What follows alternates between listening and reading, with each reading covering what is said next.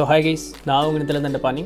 இன்னைக்கு த loss of the spiritual புத்தகத்தினுடைய 29வது பாகத்தை பார்க்க போகிறோம். ஸோ இன்றைக்கி என்னென்ன பார்க்க போகிறோம் அப்படின்னு சொன்னால், மனதளவில் உன்னுடைய துன்பங்கள்லேருந்து நீ விடுபட்டு வெளியே வருவதற்கு மேல்நிலை ஆன்மாக்கள் அப்படிங்கிறவங்க கண்டிப்பாக இங்கே அந்த ஏஞ்சல்ஸ்ன்னு சொல்லக்கூடிய அந்த காவலாளிகள் இருப்பாங்கள்ல, அவர்கள் வருவாங்க.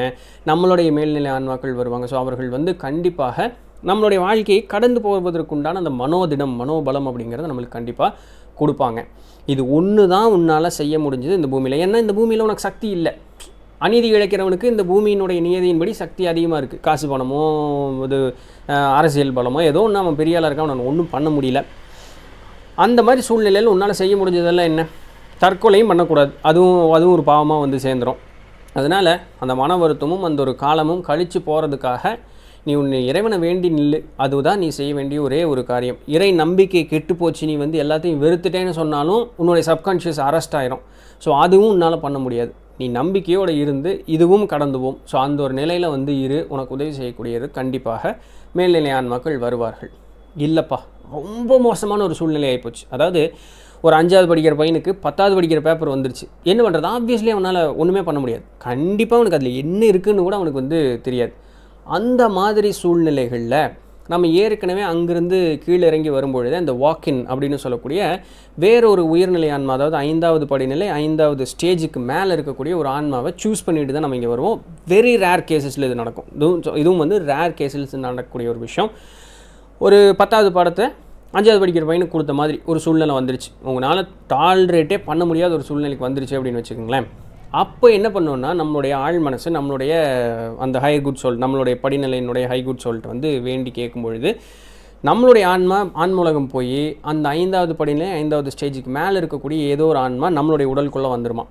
ஸோ அவர்கள் நமக்காக அந்த காலத்தை கடக்கக்கூடிய நேரம் வரைக்கும் அவர்கள் வாழ்ந்திருந்துட்டு அந்த நேரம் சுமூகமாகி நம்மளால் சமாளிக்க முடியும் அப்படின்னு தெரிஞ்ச ஒரு நேரம் வந்ததற்கு பிறகு அவர்கள் போயிட்டு திருப்பியும் நம்மளுடைய ஆன்மா நம்மளுடைய உடலுக்குள்ளேயே திரும்பியும் வருமா.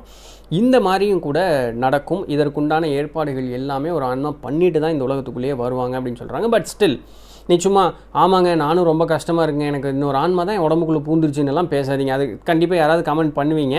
அப்படியெல்லாம் இது நடக்காது. ஏன்னா ரேர் கேசஸில் நடக்கும். அப்படி நடந்ததுன்னு கூட நம்மளுக்கு தெரியவே தெரியாது. அதனால் இது எனக்கு நடந்திருக்குங்க, எனக்கு உணர்வு இருக்குங்க, அப்படி இப்படின்லாம் சொன்னிங்கன்னா அதில் அர்த்தமே கிடையாது. ஏன்னா இது யாருக்குமே தெரியும். உயிரோடு இருக்கக்கூடிய காலம் வரைக்கும் ஒரு ஆள்னாலையும் ஒரு இடத்துலையும் கண்டே பிடிக்க முடியாது அப்படிங்கிறாங்க. ஸோ இது தானாக நடக்கக்கூடிய ஒரு விஷயம். ஸோ அது நம்மளுக்கு நடந்ததாக கூட நம்மளுக்கு தெரியாது. ஸோ அதனால் இப்படி ஒரு விஷயமும் கூட அவர்களுக்கு மனிதர்களுக்கு நடக்கும். பட் ரேர் கேசஸில், நான் இதோட ஒரு 5-6 தாட்டி சொல்லிட்டேன்னு நினைக்கிறேன், ரேர் கேசஸில் தான் நடக்குமே தவிர ஜென்ரலான டேர்மில் அது நடக்காது. இப்போ அடுத்த கேள்வி என்ன கேட்குறாங்க அப்படின்னு சொன்னால், இப்போ இந்த பேய் பிடிக்கிறதும் இந்த வாக்கின் அவங்க வர்றதும் ஒன்றா அப்படின்னு கேட்கும்போது அபத்தமான கேள்வி. பேய் பிடிப்பது அப்படிங்கிறது உன்னுடைய ஆழ்மனசு இருக்கு இல்லையா, உன்னுடைய ஆன்மா, அதனுடைய விருப்பத்திற்கு மாறாக உன்னையோடைய வலுக்கட்டாயப்படுத்தி அதனுடைய இச்சைக்காக உன்னுடைய உடலுக்குள்ளே அது பூந்துக்கிறது. உன்னுடைய பெர்மிஷன்லாம் அது வாங்கிட்டு இருக்காது. அப்போ பேய் பிடிக்குங்கிறது உண்மை தான் இருக்குது. வேண்டாத நேரத்தில் கண்ட இடத்துல சுற்றிட்டு கண்டதை பண்ணிகிட்டு இருக்காதிங்க. ஸோ இந்த மாதிரி ஆன்மாக்கள் உடலுக்குள்ளே வருதுங்கிறது வலுக்கட்டாயத்தின் பேரில் வரக்கூடியது. ஆனால் இந்த வாக்கின் அப்படிங்கிறவங்க நம்மளுடைய ஆன்மா ரிக்வெஸ்ட் பண்ணினதுனால நம்மளுடைய அனுமதியின் பேரில் தான் அவர்கள் உள்ளே வர நம்ம வெளியே வருவோம். ஆனால் அது பேய் பிடிக்கும் பொழுது நம்மளும் உள்ளே இருப்போம், அந்த ஆன்மாவும் நம்மளுக்குள்ளே இருக்கும். இது ஒரு மோசமான ஒரு போராட்டமாக இருக்குமா உள்ளுக்குள்ளே. ஸோ இந்த மாதிரி விஷயங்கள். ஸோ வாக்கினும் பேய் பிடிக்கிறது அப்படிங்கிறத ஒன்று அப்படின்னு கருதாதீங்க அப்படின்னு சொல்கிறாங்க. அடுத்த கேள்வி, இந்த கேள்வியோட இந்த கர்மா அப்படின்னு சொல்லக்கூடிய அந்த தலைப்பு முடியுது. விதி, டெஸ்டினி. ஸோ இந்த விதி அப்படிங்கிறது உண்மையாலுமே இருக்கா? இந்த டெஸ்டிங்கு கர்மம், அதுக்கும் இந்த விதி அப்படின்னு சொல்லுவதற்கும் என்ன வித்தியாசம் இருக்குது? எல்லாம் ஒன்று தானா அப்படின்னு கேட்கும்பொழுது, மனிதர்கள் மத்தியில் இந்த விதி அப்படின்னு சொல்லக்கூடிய ஒரு வார்த்தை ரொம்ப ஒரு சகஜமான சராசரியான ஒரு வார்த்தை அப்படிங்கிற மாதிரி மாறிப்போச்சு. நல்லா புரிஞ்சுக்குங்க, விதிங்கிறது எதுவுமே ஒன்றுமே கிடையாது. ஏன்? எல்லாமே நீ தானே முடிவு பண்ணிக்கிட்டு வந்திருக்கேன். அப்புறம் அதுக்கு பேர் விதின்னு என்ன இருக்குது?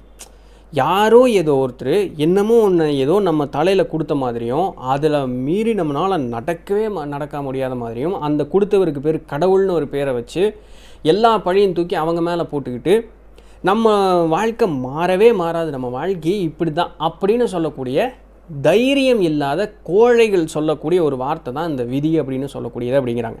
அப்போது உன்னுடைய ஃப்ரீ வில்னு சொல்கிறதுக்கு என்ன அர்த்தம் இருக்குது? இத்தனை முக்கி சொல்கிறோம்ல இந்த ஃப்ரீவில் அப்படின்னு சொல்லிட்டு உன்னுடைய சுதந்திரத்திற்கு உட்பட்டு தான் நீ வந்து எல்லாமே இருக்க. எந்த நொடிப்பொழுதிலும் உன்னுடைய வாழ்க்கையை நீ உனக்கு பிடித்த மாதிரியும் சத்தியத்தின்படியும் நேர்மையின்படியும் உன்னுடைய வாழ்க்கையினால் மாற்ற முடியும் அப்படின்னு சொல்லும் பொழுது எங்கே வந்தது இங்கே விதி அப்படின்னு சொல்லக்கூடிய ஒரு வார்த்தை அப்படின்னு. அப்போது விதி அப்படிங்கிறது ஒரு முதுகெலும்பு இல்லாதவன் சொல்ல வேண்டிய வேலைங்க அப்படின்ட்டாங்க. சரி, அவங்க ஒரு 1.5 பக்கத்துக்கு சொன்ன ஒரு விஷயத்தை ஒரே வார்த்தையை சொல்லணும்னு இதுதான். முதுகெலும்பு இல்லாதவன் சொல்ல வேண்டிய வேலை விதி அப்படிங்கிறது. ஆனால் அப்படின்னு ஒன்று கிடையாது, பொய். அதை நம்பிட்டு இருக்காது. நீ செய்யக்கூடிய நல்லது அனைத்திற்குமே உனக்கு நல்ல கர்மம் அப்படிங்கிறது வந்து சேர்ந்தே தீரும்.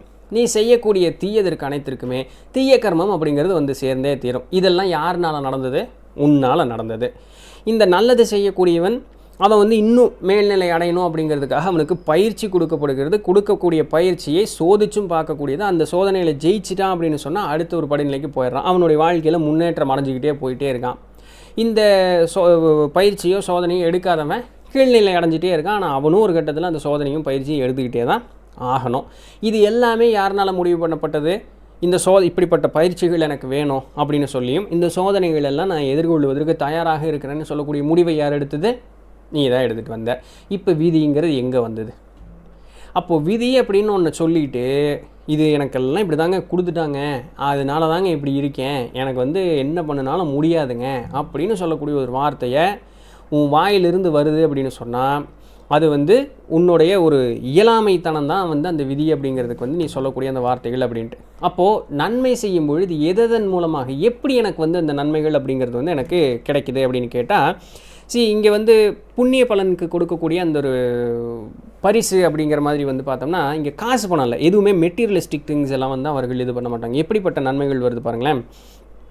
ஒரு நல்ல குடும்பம், நேர்மையான நண்பர்கள், அதற்கப்புறம் உனக்கு திறமைகள், அதிகப்படியான அந்த திறமைகள் அப்படின்னு சொல்லக்கூடிய. இப்போ ரீசெண்டாக இது பார்த்துட்டு இருந்தேன், அந்த ஆக்டர் மணிகண்டன் இருக்கார் பாருங்க, என்ன டேலண்ட் இல்லை, மிமிக்ரி அது இதில். ஸோ அந்த மாதிரி திறமைகள், அது மூலமாக உனக்கு கிடைக்கக்கூடிய பாராட்டு, பேர், புகழ், ஸோ அந்த சந்தோஷம் இருக்குது பார்த்தீங்களா. ஸோ அந்த திறமைகள். அடுத்தது அப்போ அந்த திறமைகளை வச்சு பிறருக்கு நன்மையும் செய்யணும், அது ரொம்ப முக்கியம், அது டிஃபால்ட்டான விஷயம்.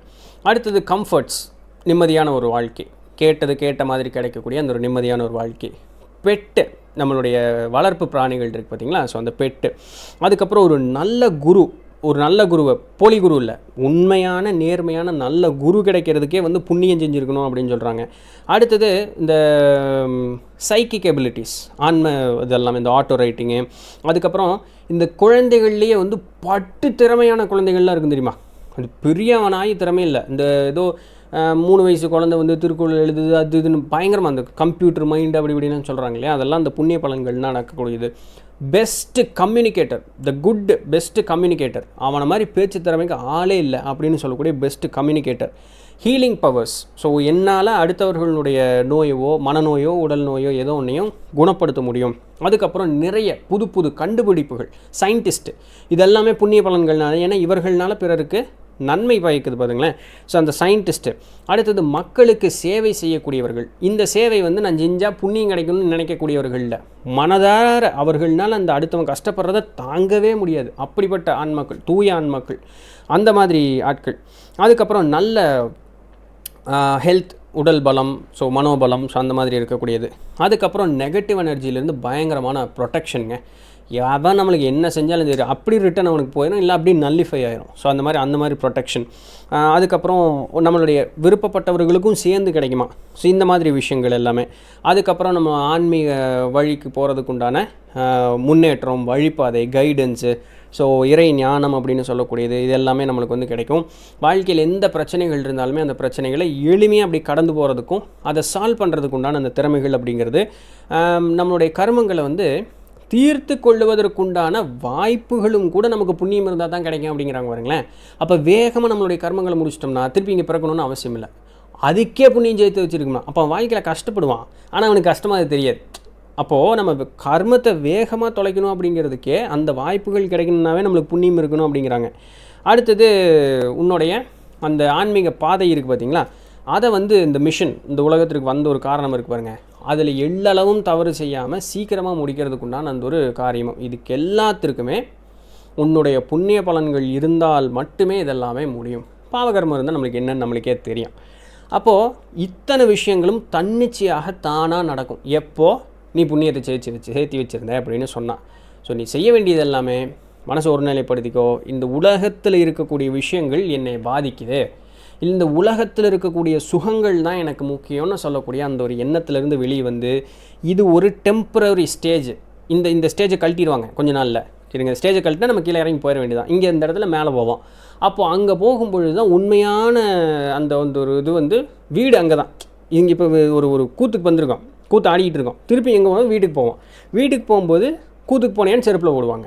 ஸோ அதே மாதிரி தான் இது வந்து நான் பார்க்க போனேன்னா பிரச்சனை இல்லை, ஆடிட்டு வந்தேன் அப்படின்னு சொன்னால் பிரச்சனை. சரிங்களா? ஸோ அந்த மாதிரி நம்ம ஒரு விளையாட்டக்காக சொன்னால் நீங்கள் புரிஞ்சுக்குவீங்கன்னு நினைக்கிறேன். நம்ம வீட்டில் கூத்து பார்க்க போனாலே அடி விழுகும். ஸோ அந்த மாதிரி விஷயங்கள் அப்போது உண்மையாலுமே அந்த இடத்துல தான் நம்மளுக்கு தேவைப்படக்கூடிய ஒரு விஷயங்கள் அங்கே தான் இருக்குது. நீ அதற்குண்டான வேலையை தான் இங்கே செய்யணுமே அன்றி இந்த இடம் தான் முக்கியம்னு சொல்லிவிட்டு உன்னுடைய காலத்தை கழிச்சிடாத, சிக்கி சீரழிஞ்சு போயிடுவே அப்படின்ட்டாங்க. ஸோ இதுதான் வந்து கர்மம் அப்படின்னு சொல்லக்கூடியதற்குண்டான தலைப்புக்குண்டானது.